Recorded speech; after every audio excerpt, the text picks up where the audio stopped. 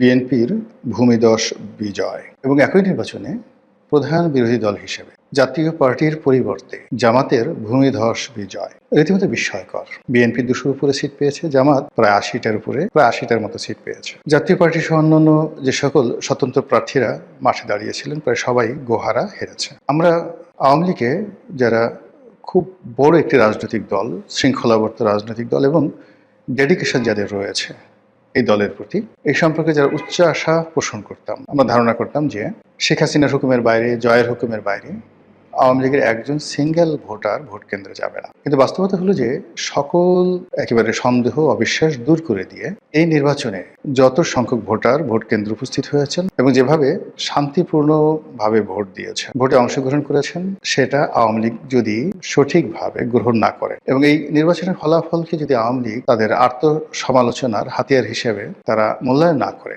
তাহলে বহু বছর তাদেরকে উদ্ভ্রান্তের মতো ঘুরে বেড়াতে হয়। প্রকৃতির যে একটা বিচার, সেই বিচারের কারণ আওয়ামী লীগের যে পতন হলো, সেই পতনের জন্য যতটা না জনগণ দায়ী, যতটা না দেশের মানুষ রাজপথে নেমে এসেছিল, কিংবা যতটা না আওয়ামী লীগ করেছে জনগণের বিরুদ্ধে, তার চেয়ে সবচেয়ে বড় বিষয় হলো প্রকৃতি এমন সব ঘটনা ঘটিয়ে দিয়েছে যে ঘটনার ফলে 15 বছরের একটি শক্তিশালী শাসনের পতন হয়েছে। এবং এই ভোটের একদিন আগ পর্যন্ত আওয়ামী লীগের যারা লোকজন তারা শতভাগ নিশ্চিত ছিল ভোট হবে না। দ্বিতীয় ছিল যে ভোট যদি হয়, তারা যারা আওয়ামী লীগ করেন তারা কখনো ভোট কেন্দ্রে যাবেন না। এবং আমি নিজেও ব্যক্তিগতভাবে মনে করতাম যে আওয়ামী লীগের এই যে আত্মবিশ্বাস, সেটা হয়তো সঠিক এবং আওয়ামী লীগের ভোটাররা যদি ভোট কেন্দ্রে না যায়, ভোট কোনো অবস্থাতে উৎসবমুখর হবে না, অংশগ্রহণমূলক হবে না এবং 20-25% ভোট হবে কিনা সন্দেহ, এরকম একটা ধারণা আমারও ছিল। কিন্তু বাস্তবতা হলো যে নির্বাচনের দিন এই হাতে গোনা কিছু ভোট কেন্দ্র ছাড়া প্রায় সব ক্ষেত্রেই ভোটাররা হুমড়ি খেয়ে পড়েছেন। এখানে কোনো ইলেকশন ইঞ্জিনিয়ারিং ছিল কিনা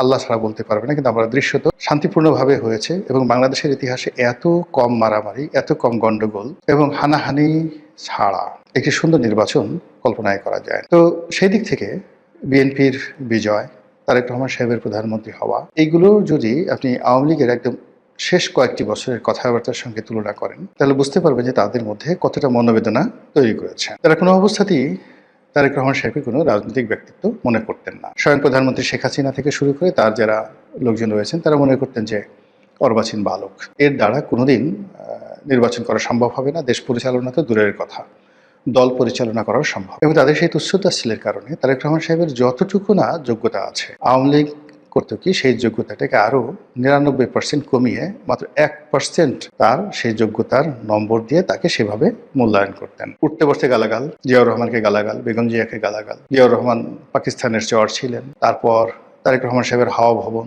দুর্নীতি, অনিয়ম, যথেচ্ছার, যা নিয়ে আওয়ামী লীগের লোকজন যেভাবে কথাবার্তা বলেছেন, আপনি ওই সময় সংসদের যে কার্যপ্রণালী বিধি রয়েছেন সেগুলো শুনলেই বুঝতে পারবেন যে ওই সময়টিতে আওয়ামী লীগের নেতৃবৃন্দ, শেখ সেলিম থেকে শুরু করে অন্যান্য সিনিয়র নেতৃবৃন্দ, এমনকি তোফায়েল আহমেদ, আমির হোসেন আমু, মতিয়া চৌধুরী এবং স্বয়ং প্রধানমন্ত্রী শেখ হাসিনা বেগম জিয়া সম্পর্কে, জিয়াউর রহমান সম্পর্কে, তারেক জিয়া সম্পর্কে কী সব কথাবার্তা বলেছেন।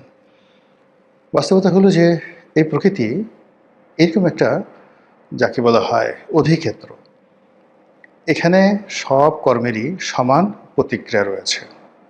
2001 সন থেকে 2006 সন পর্যন্ত বিএনপি আওয়ামী লীগের সঙ্গে যে কাজগুলো করেছে, প্রকৃতি তাদেরকে ফিরিয়ে দিয়েছে। আবার 2009 থেকে 2025 পর্যন্ত আওয়ামী লীগ যে কাজগুলো করেছে বিএনপির প্রতি, সেই কাজের প্রতিদানও প্রকৃতি প্রথমত বিএনপিকে দিয়েছে, দ্বিতীয়ত আওয়ামী লীগকে দিয়েছে। আওয়ামী লীগ এখন কী করবে?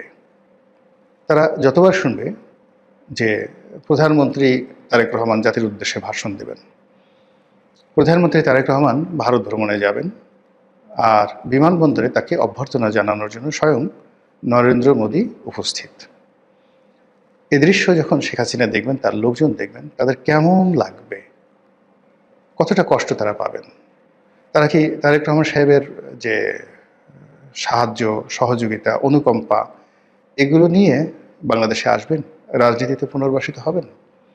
অথবা তারেক রহমান সাহেব যদি তার উদারতা ভুলে গিয়ে প্রতিহিংসা পরায়ণ হয়ে ওঠেন আওয়ামী লীগের মতো, এবং আওয়ামী লীগের লোকজনদেরকে তিনি তার গতানুগতিক বাংলাদেশের যে ট্রেডিশন, সেই ট্রেডিশন অনুযায়ী শাস্তি দেন, মামলাগুলো চালিয়ে নেন, যেগুলো আইসিটিতে মামলাগুলো চলছে সেই মামলাগুলো তিনি চালিয়ে নেন, এবং আওয়ামী লীগ যেভাবে বলতো 11-এর সময় যে মামলাগুলো হয়েছিল বেগম জিয়ার বিরুদ্ধে, তারেক রহমান সাহেবের বিরুদ্ধে সেই মামলাগুলো আওয়ামী লীগ চালিয়ে নিয়েছিল এবং বলছিল আমরা তো এই মামলাগুলো দেইনি। এই মামলাগুলো ১/১১ সময়টিতে যারা সেনা শাসক ছিলেন তারা দিয়েছেন।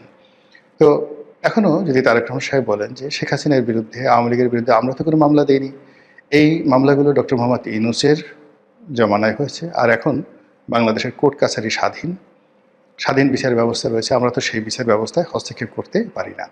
অর্থাৎ শেখ হাসিনার মুখের ভাষাগুলো, আইনমন্ত্রী আনিসুল হকের মুখের ভাষাগুলো যদি এখন তারেক রহমান সাহেব অনুকরণ করেন, একই কথা বলেন, তাহলে আওয়ামী লীগের জন্য কী পরিস্থিতি হবে।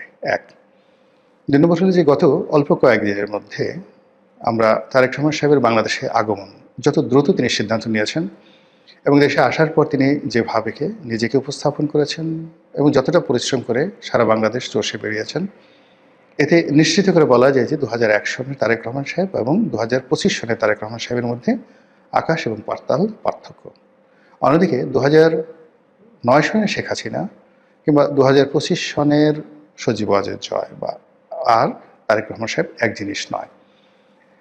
তার সঙ্গে রাষ্ট্রের ক্ষমতা, আন্তর্জাতিক মহলের সাহায্য এবং সহযোগিতা সব মিলিয়ে আওয়ামী লীগকে তাদের নীতি, আদর্শ, চিন্তা, চেতনা, অঙ্গ, ভঙ্গি, কথাবার্তা, রং ঢং সব কিছু পরিবর্তন করতে হবে। আদারওয়াইজ এই রাজনীতিতে তাদের ফিরে আসাটা সুদূর পরা হতো। ধরুন তারেক রহমান সাহেব তো প্রায় ১৭ বছর পরে এলেন। এখন জয় যদি ১৭ বছর পরে আসেন, জয়ের বয়স এখন প্রায় ৫৫ বছর। ১৭ বছর পরে জয়ের বয়স কত বছর হবে? ৬৫, ৭০, ৭২ বছর বয়স। ১৭ বছর পর শেখ হাসিনা কতদিন থাকবেন? আল্লাহ তো ন্যায় বিচারক। তিনি বিএনপিকে যে কর্মের জন্য ১৭ বছর শাস্তি দিয়েছেন, আর আওয়ামী লীগকে সেই কর্মের জন্য যদি কম করে হইলেও ১৭ বছর বা ২০ বছর সাজা দেন, তাহলে এখন যারা আছেন তারা কোথায় থাকবেন, কী বলবেন, কী করবেন ইত্যাদি অনেকগুলো বিষয়। আর এই যে আওয়ামী লীগের দুর্ভোগ এবং দুর্দশা, এটাকে সংক্ষিপ্ত করার জন্যে আওয়ামী লীগ যে কাজটি করতে পারে সেটা হল তওবা, অনুশোচনা, নিজের ভুল স্বীকার করা এবং জায়নামাজে বসে তাহাজ্জুদের নামাজ পড়ে মহান আল্লাহ রাব্বুল আলামিনের কাছে কান্নাকাটি করা। সুন্দরভাবে বলা যে হে আল্লাহ, তুমি আমাকে যে নিয়ামত দিয়েছিলে বা আমাদেরকে যে নিয়ামত দিয়েছিলে, আমরা সেই নিয়ামতের মর্যাদা রক্ষা করতে পারিনি। আমরা সম্মানিত মানুষকে বেইজ্জতি করেছি আর অসম্মানিত এবং বাজে লোকদেরকে সম্মানের চেয়ারে বসিয়েছি।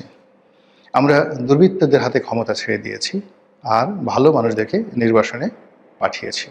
হে আল্লাহ, তুমি আমাদেরকে মাফ করে দাও, নতুন করে আমাদেরকে আবার একটি সুযোগ দাও। প্রতিটি মানুষ এভাবে যদি তওবা না করেন, আওয়ামী লীগের ফিরে আসাটা সত্যিকার অর্থে আল্লাহ কবে তাদেরকে মঞ্জুর করেন ফিরে আসাটা, এটা আল্লাহ ছাড়া কেউ বলতে পারবেন না। অন্যদিকে বিএনপির যারা কর্তা ব্যক্তি, এই ভূমিধস বিজয়ে তারা যদি উদ্বেলিত হয়ে যান, তারা যদি আওয়ামী লীগের মতোই আচরণ করেন এবং তারা যদি ক্ষমাকে উদার্য হিসেবে না নেন এবং একটি বাংলাদেশ বিনির্মাণে যে সকল পক্ষের সাহায্য এবং সহযোগিতা দরকার, এই উদার মনোভাব যদি পোষণ না করেন, তাহলে আল্লাহ ১৭ বছর পরে তাদেরকে যে নিয়ামত দিয়েছে, এই নিয়ামত নিয়ে নিতে বা ছিনিয়ে নিতে আল্লাহর ১৭ সেকেন্ড সময় লাগবে না।